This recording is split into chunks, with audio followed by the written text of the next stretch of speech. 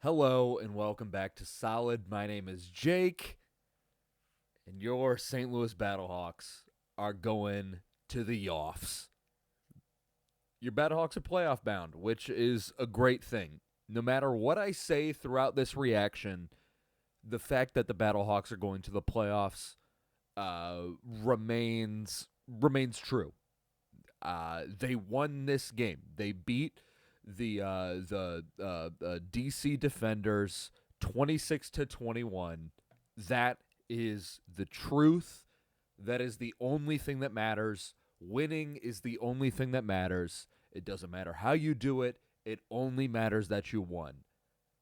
Regardless of anything that I say, that is in fact the only thing that matters. Thank you guys very much for joining me. My name is Jake. Like I said, today is Sunday, May 19th. It is about 11:30 p.m. And buddy, it's good to be good. Or it's good to be fine. It's good to be okay. Your Battlehawks won. That's what's important. Because this DC Defenders team, they didn't die. They didn't die, and nor should they, because this was a do-or-die game for them. In all reality, this was a do-or-die game for them. If they lost this game, they weren't going to progress because there's just a bunch of shit that had to happen in order for them to actually make it to the playoffs, and they weren't going to do that. They lost.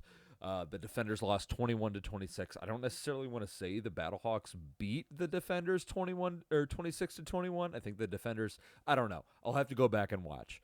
But, buddy, the point of the fact of the matter is that your St. Louis Battlehawks won, and it was disgusting. It was horrendous. It was potentially injury laden. It was definitely injury caused, I think, is the best. They only won 26-21 because of injuries that had happened. Is probably the best way to say. Anyway, the Battlehawks won. The Battlehawks won. But to get into it, always we're gonna start with the quarterback. Always we're gonna start with the quarterback. Your starting Battlehawks quarterback, number 5, Manny Wilkins. Manny Wilkins. Let's talk positive. Manny Wilkins had 12 Manny Wilkins had 12 carries. Manny Wilkins had 12 carries. A St. Louis Battlehawks team had a quarterback who had 12 carries. Which is ludicrous. In this offense, in this West Coast hybrid offense, a quarterback carried the ball 12 times, which is just insane. That's insane. That is an insane thing in this offense for a quarterback to carry the ball 12 times, 79 yards. And he did it, like, efficiently. It's just nice for that to be on our side, you know? Over the past couple years, we've seen, and I mean literally a couple too. We've seen running quarterbacks gash this defense on third downs. We've seen that over and over and over and over and over and over and over and over and over and over again. And it's been so frustrating to just have that be like, oh my God, we got him. We got him on third and long. Okay, we finally did it. If we can make the quarterback run here, it's going to be considered a win. And then the quarterback runs and it gashes us, and we're like, fuck me. Not this time, baby. This time it's on our side. Manny Wilkins runs the ball 12 times for 79 yards, and he gets so many third down conversions. He was so efficient with it. Manny Wilkins, your quarterback, your starting quarterback, threw the ball 18 times in this hybrid West Coast offense. Threw the ball 18 times and completed 9 balls. He completed 9. He ran the ball 12. He ran the ball more times than he had completions. He ran the ball 6 less times. He ran the ball, 66% of the number of completions that he had. Yeah, I don't know, man. I don't know. Whatever works. Whatever works, I guess. I don't care as long as they win. Manny Wilkins had 12 carries for 79 yards, had uh, 18 pass attempts, 9 completions for 126 yards. 50%. He only completed 50% of his throws. The Battlehawks won 26-21. I don't know what do you want me to say, man? What do you want me to say? It's fucking disgusting. It's so dumb. Football's so dumb and so beautiful. This is the best sport in the world, and there's no other. You can't argue that. You can't argue that. The most important position in all of sports is a quarterback because it's the one player that touches the ball on every single play, every single game. And Manny Wilkins just somehow fucks around and does it. It was disgustingly funny. It was disgustingly beautiful. I can't, man, I don't know. I don't know. The offense somehow found a way to work. Only 5 players. Again, last week, AJ McCarron, while hurt for part of the game, mind you, only threw the ball to 5 separate players. Manny Wilkins threw the ball. Manny Wilkins, while completing, I'm coughing. I'm coughing because this is too funny. Manny Wilkins, while completing 9 passes, threw threw the ball to 8 players. He threw the ball to 8 players and completed 9 passes. Only 5 players completed catches. Hakeem Butler, our guy that we're used to catching the ball 7 to 8 times a game, 3 completions on 6 targets. I don't know. And he got fucked up like a few times. He got fucked up. Like he got his face fucked up. Watching the game, I haven't gone back and like watched the TV copy yet. But seeing him after getting his face fucked to the first time, like he went off to the sideline. He was pissed off that he had to go into the blue tent. He was pissed off that he had to go into the medical tent. They're like, buddy, we got to check you for a concussion. I'm assuming that's what they said. They're like, buddy, we got to check you for a concussion. He said, go fuck yourself. And they're like, well, be that as it may, that I may or may not have to go fuck myself later on. You do still have to go check in the tent because your brain could be mashed potatoes. And it wasn't. He came back in and then got his absolute guts ripped out in another shot that he took straight to the tum-tum. But he came back in and he continued to play. But Hakeem Butler, guy that we're used to having, at minimum at this point, I would say a bad game for Hakeem Butler would be probably 8 targets, 6 receptions, maybe 78 yards, 80 yards. I'll call it even 80 yards would be a bad game for Hakeem Butler. But no. This game, 3 receptions on 6 targets for 39 yards. It's so bad. It was so bad. It was so bad. The passing game was so bad. The passing game that this offense is absolutely built upon. Your leading receiver had 3 receptions for 39 yards. And in case you're wondering who it might be that Manny Wilkins practices with, Manny Wilkins, scout team quarterback, who does Manny Wilkins possibly throw the ball to? When the Battlehawks are practicing during the week, who is it that Manny Wilkins throws the ball to? That would be the tight ends. That would be the second string people, because the second string receivers, the backup, the not playmakers of this offense, what the fuck off. Kamari Averett is your second leading pass catcher of this game. 2 catches for 22 yards. And then he also had a 2-point conversion too, or a 1-point conversion. I don't fucking know.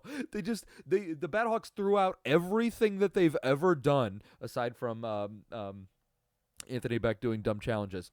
They threw out everything that they've done, and they're just like, fuck it, let's get weird.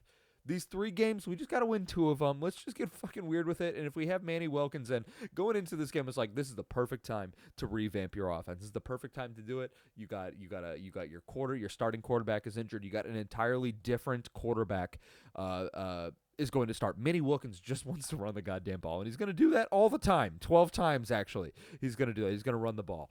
You have the perfect opportunity to revamp your offense. And then Bruce Gradkowski and Anthony Beck said, we could revamp it. We could do that. We could do that. That would be cool if we did revamp it. That would be very cool. Cool.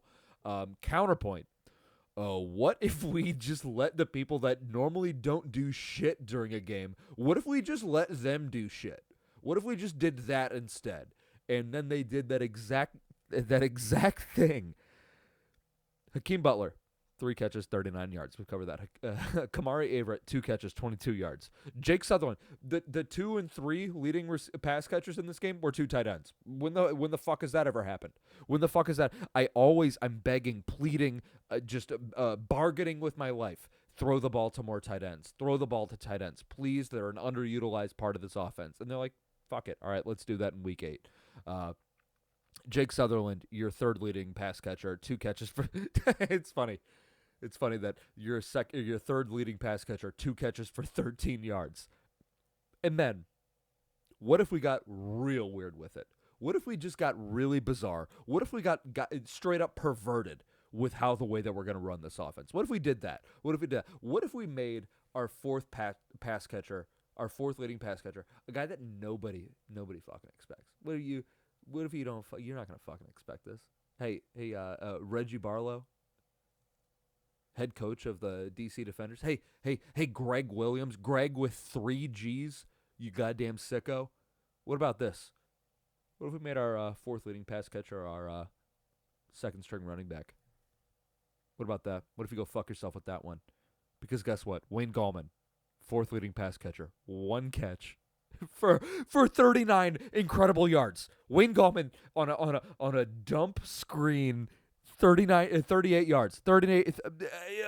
I don't know, man. I don't know what this offense is doing. It's so, whenever you get this backup guy, when A.J. McCarron is such a staple to this offense, you throw in Manny Wilkins. I assumed that they would run some semblance of an offense that they've run in the past, but they're just like, no, fuck you. We're just gonna do weird shit. Wayne Gallman, 38 yards. Jake Sailors, the only other pass catcher who caught a ball. Jacob Sailors, 1 catch for 14 yards. So in this offense that is based upon throwing the ball, 3 catches, 2 catches, 2 catches, 1 catch, 1 catch. And that's all of the catches. That's all of the passes that were completed. Again, Manny Wilkins, the madman, the man, the myth, the legend, the DJ, I guess, apparently. Manny Wilkins, in 18 pass attempts, completes half of them, 9 of them to people. We obviously assumed that Hakeem Butler was going to get something with Ja'Cour Pearson being out and Marcel Aitman being out. This is the dumbest sport, and I fucking love every goddamn minute of it, man. I love football. How do you not love football? This is so beautifully disgusting. Manny Wilkins just he took the game over. He took the game over, and it's just so nice to have that on our side, rather than to just be absolute. Just every time you see and Jordan Ta'amu did it this game, where Jordan Ta'amu would take off. He had a decent game. Jordan Ta'amu ran. Where did he ran? He had 5 carries for 30 yards, and it's just like when he does this shit, it's like, God damn it! I wish he stopped doing this, because he's been playing like shit the entire season. I'm about ready to burp. That was gross. You shouldn't have listened to that. I shouldn't have exposed you to that. Jordan Ta'amu, 5 carries, 30 yards, and you're just constantly seeing this. Like, oh my God, I just want teams to stop doing this. I just wish that we had something to be like a counterpunch to that. And then enter Manny Wilkins, and he just takes the game over on his legs. Yeah, Manny Wilkins got sacked 4 times, and they were brutal sacks, and there are sacks where he's stepping back into pressure. The offensive line played like in pass protection, they played like garbage throughout the entire game. In the running game, Mike Panashuk, your center. Yeah, he had a really dumb penalty. Was it a hold? I think it was on what would be a touchdown pass or something that got you within the 1. But Mike Panashuk on a Manny Wilkins 17-yard carry. Just absolutely gets out in front, turns his head around, sees Manny Wilkins is pulling the ball, tucking it and running. Mike Panashuk gets out there, channels his inner Jason Kelsey. Fuck him, man. Fuck him. That's what we say. Fuck him. No one likes us. We don't care. Fuck him. That's what Mike Panashuk says. Gets out there, channels his inner undersized center, and just goes out there and just lays a truck stick out for a beautiful block for a 17-yard gain. My God. And then other than that, the offensive line was dog shit the entire game. Man, I don't know.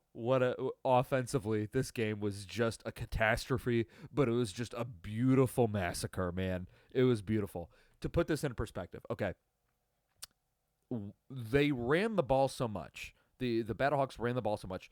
They were only in passing situations 21% of the game, which is good. That's a good thing. So a passing situation is a second down with more than 8 yards, or a third or fourth down with more than 5 yards. That's what we consider a passing situation. That's a passing down.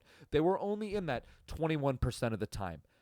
And what's great about that is when you can have a running game that is so dominant. And what helps, obviously, is having the quarterback who can run the absolute piss out of a ball. The Battlehawks had a rushing success rate of 63%. Anything, again, under 40 is below average. Over 50 is above average. That 40 to 50 range is kind of a no man's land for success rate with rushing. The Battlehawks had a 63% rushing success rate. You can't explain it, and it's disgusting. I don't know, man. You guys understand my sentiment with this. You guys understand my sentiment with how this game. You saw the game. It was disgusting. They didn't win the game until there was like 2 minutes, maybe less than 2 minutes left in the game. The Battlehawks didn't win this game. There was less than 4 minutes left, and the Battlehawks were down by 1 point. It's crazy. It's crazy, and it's unsustainable. It's wholly unsustainable. It's incredibly unsustainable. Battlehawks were 3 for 10 on third downs. Their defense allowed 6 for 12 on third downs. The Battlehawks were 0 for 4 on any long third down, so any third down that was 9+ yards. They were 2 for 5 on third and shorts, so 1 to 4 yards, and then there was no third and goals or anything like that. But dude, I don't know. This is the most confusing team, but they're in the playoffs, and that's all we act. Again, I said it at the beginning. The only thing that matters is that this team is in the playoffs. Their season is going to continue. That's the only thing that matters. But it's so fucking dumb. Oh, I love it. I love it so much. As far as did I have anything else on the offense? There's not a whole lot to mention. It was just Manny Wilkins essentially was what the offense was, and then a few passing downs. Hakeem Butler came down clutch again, got fucked up real bad. Your tight ends came in clutch. Wayne Gallman. 2 touchdowns today. Two rushing touchdowns. He had 9 carries himself. I keep talking about Manny Wilkins having 12 carries for 79 yards. Wayne Gallman had 9 for 35. If there's a person that Manny Wilkins is comfortable handing the ball off to, it's a guy that he's been practicing handing the ball off to, and that's Wayne Gallman. It's ludicrous. Wayne Gallman, welcome. The Battlehawks had 141 yards rushing today on 31 carries. I don't know. It's just unlike anything that we've seen. Comparison. The Battlehawks had a total of I can't stop coughing. Battlehawks had a total of 94 passing yards. Just think to yourself. They won this game with 94 passing yards, 141 rushing yards. What did the defenders have passing yards wise? So that total, that is the Battlehawks having 235 total yards. In your mind, think to yourself, I'm going to give you 5 seconds. I'm going to give you count of 5. 5, 4, 3, 2, 1, 0. The defenders had 209 passing yards to 94. They had so much more offense. They had 89 rushing yards, which is not a bad day out for rushing. They had 298 total yards. The Battlehawks had 235 total yards. There's no reason. There's no reason for this offense to have been as efficient as it was. The offense not good. The offense was not good, but they were so damn efficient with everything that they did. Yes, they're in the playoffs. It was ugly. It was horrendous, but they were efficient. And that I'll take efficiency over good. I'll take efficiency over luck. If you're consistently efficient is that's a good band name. If you're consistently efficient, buddy, mwah, mwah, mwah, chef's kiss, I'll kiss you on the mouth. Oh man, what a ride. What a ride. As far as the defense goes, the defense, real hit or miss. They let a lot of bullshit through. Again, they allowed 89 rushing yards.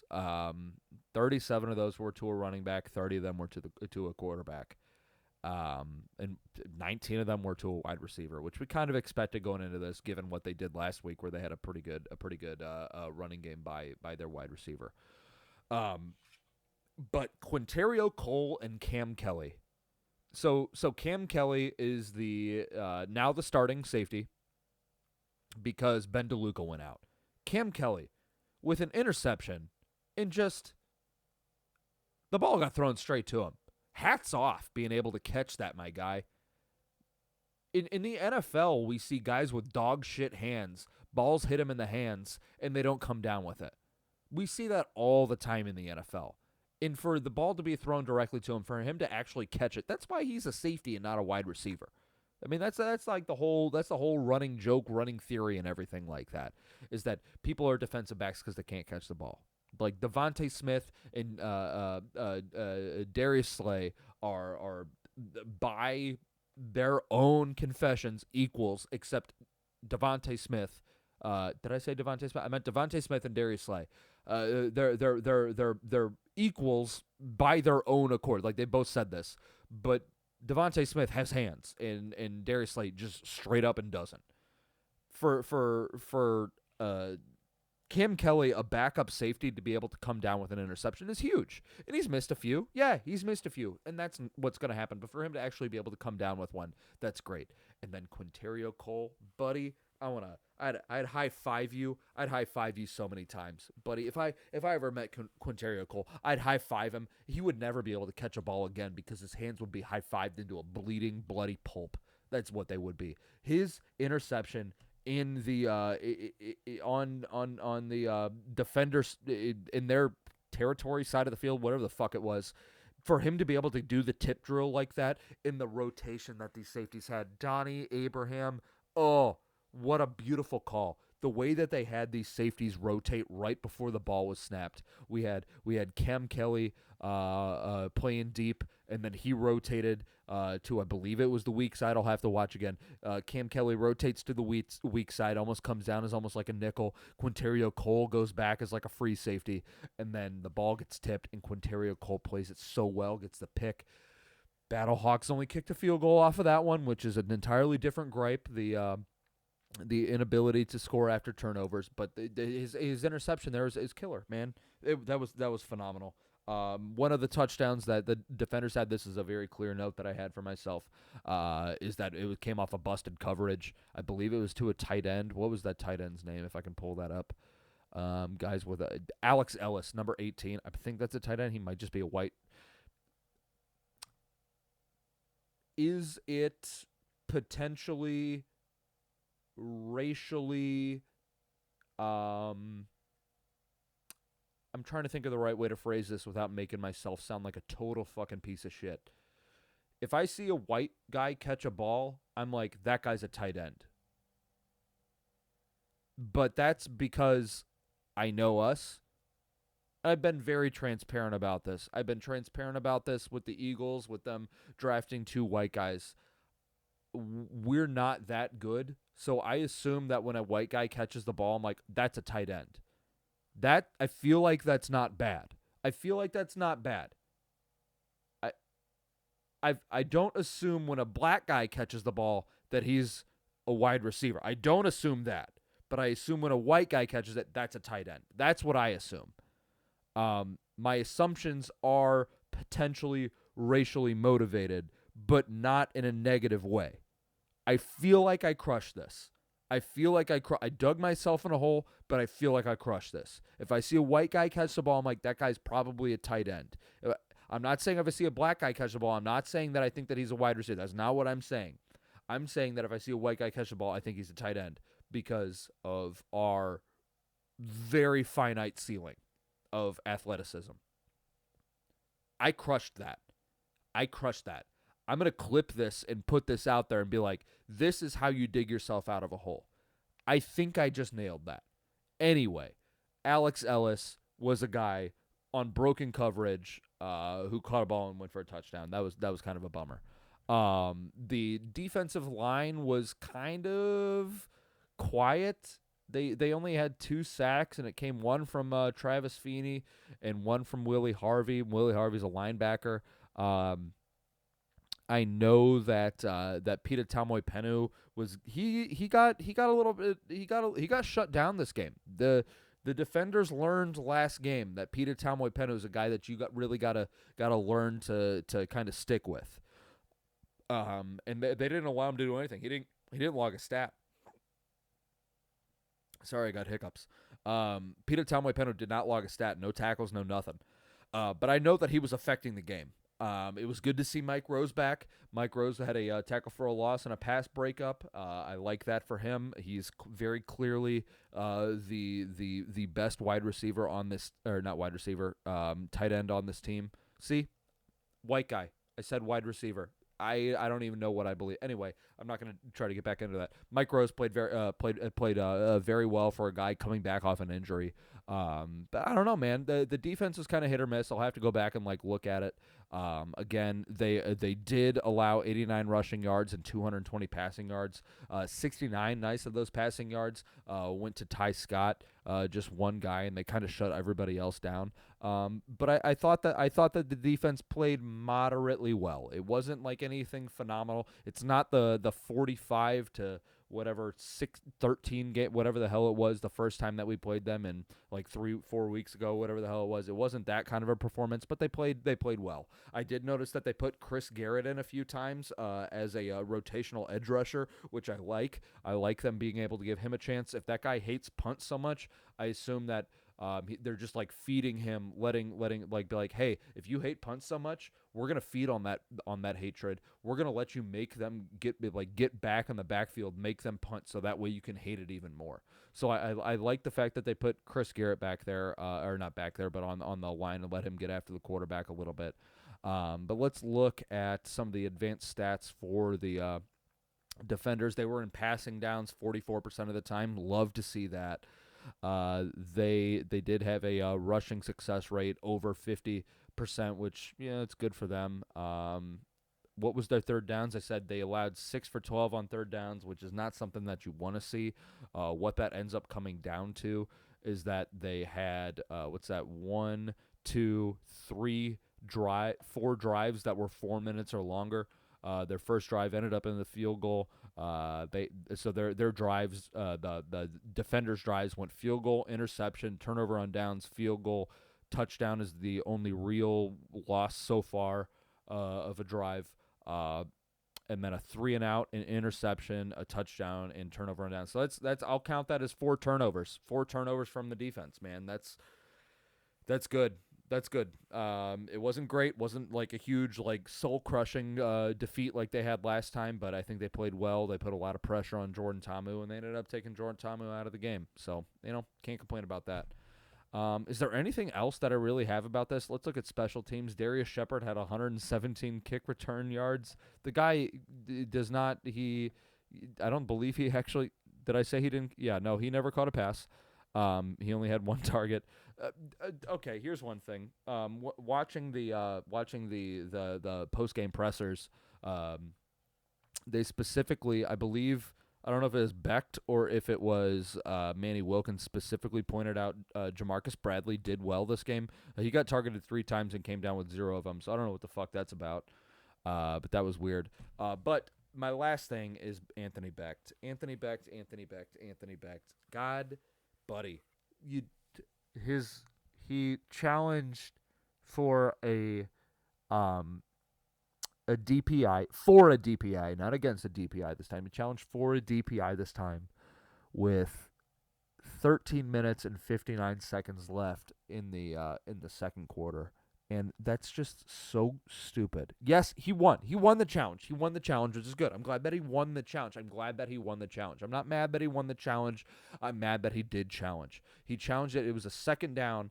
You still have another play in order to get that, buddy. You still have another play. You got to keep that in your pocket. You got to keep that in your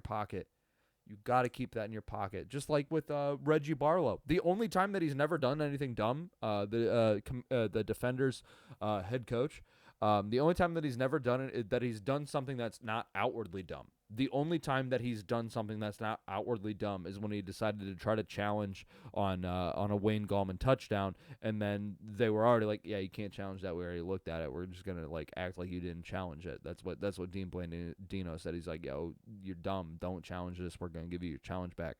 But the fact that Reggie Barlow was like, yeah, I am gonna challenge this because that's a scoring play. I've got to be able to challenge something. Good for him. Because he saved it till the fourth quarter. There's like a minute left. It was the last touchdown. He's like, "Fuck it, I'm gonna I'm fucking losing. This is the end of our season. If I don't challenge this, I'm not doing my job." And he did challenge it because he waited until the fourth quarter. Whereas Anthony Becht is like, "Fuck it. Before halftime, I'll fucking stop it and waste this." I don't know. I very much not a fan of the way that Anthony Becht does shit. But I believe that's all I got. The Battlehawks won. That's all that matters. They're going to the playoffs. I've looked at it. I'm going to try to look at it a bunch more times, but I believe that this next game that they're playing against the Arlington Renegades, I believe that game matters absolutely fucking nothing. I believe it matters zero. As far as mattering goes, it is like, it's as low as it could possibly be. It doesn't matter. The game does not matter. You start fucking me. Put me out there. I'm open. Put me out there. You don't like me talking shit, Becht? You don't like me talking shit? Put me out there. I got one knee. I tore my ACL on my left leg, and then I did like a month of rehab, and then I never did it again after that. Put me out there and let me get hurt. Let me do it. Sign me for a one-day thing. Just be like, hey, dumbass, run. Let's see if you can keep up with us. Put me out there, because this game means nothing. The only game that actually means something, so here's the situation, is that in Week 10, the Battlehawks are going to play the Brahmas. We currently have the same record. If either of us loses, or either of us wins, or both of us win, or both of us lose, it all comes down to that Week 10 game. And then it could potentially come down to tiebreakers if we lose and they win a game. So like even if it is tied at the end of Week 10, we're still going to be on top because we have the tiebreaker for most conference wins over the Brahmas. So we would get that home game. We just cannot lose 2 in a row. All right, well, not even 2 in a row. We just can't lose Week 10. That's kind of the point. And even then, maybe if I don't fucking know the entire situation. All I know is that this next game does not matter to us one bit. So put me out there. Let me put on the blue and white, whatever the hell's going on. Let me catch a ball from AJ McCarron. Let me meet his wife. That's all I'm asking. What am I doing? I'm just trying to meet Catherine Webb. Anyway, thank you guys very much for listening to me ramble and talk a bunch of bullshit. This has been solid. I didn't bring it up at the beginning. You want to watch this, you can do that. It's on Solid Pod on YouTube. If you want to listen to it, you don't want to look at this stupid dumbass, you go listen to it on Solid on Apple and Spotify. That's what we got going on. I'm here for you. Anyway, your Battlehawks are now, 6-2 going into the final stretch. They are going to the playoffs, and that's all that matters. Winning is all that matters. Doesn't matter how you do it. Doesn't matter who you did it with. It doesn't matter who got hurt, but it doesn't matter who you did it with. The Battlehawks did win, and they won it with a backup quarterback and the entire second-string offense as far as skill positions goes. That's all that matters. Your Battlehawks won. Thank you guys very much for joining me. Cause the law. Go Birds. Go Iron Birds. Go Battlehawks. Just say something. If you're at the grocery store and you don't like the fact that the person in front of you is taking a long time, say, hey, you, old bag of bones. Go fuck yourself. And they'll be like, oh, that guy's a Battlehawks fan. He said that endearingly. That's what that means. Hey, thank you guys very much. I will talk to you later. I will talk to you later this week with a bird's eye preview and I guess some kind of bird's eye preview, and then a recap to find out exactly what the fuck we just watched. I will talk to you later. Bye. How do I click exit?